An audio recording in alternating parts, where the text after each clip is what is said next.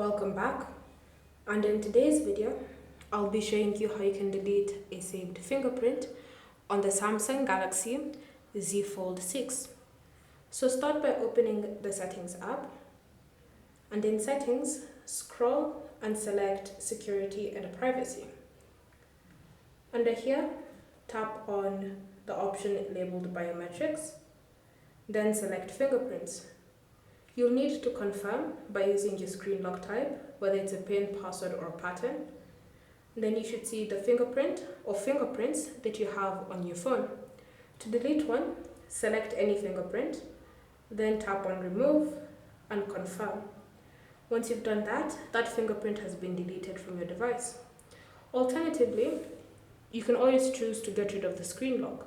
So if you choose to get rid of the screen lock completely, you can always scroll down and select Security and Privacy, and then from here tap on Lock Screen, and under Lock Screen tap on Screen Lock, enter in your current PIN, password, or pattern.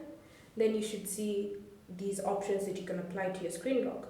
So if you choose the option Swipe or None, then this will automatically delete your fingerprints and your Face ID data from your phone. Thank you for watching. If you have any questions or comments, leave them down below and we'll get back to you.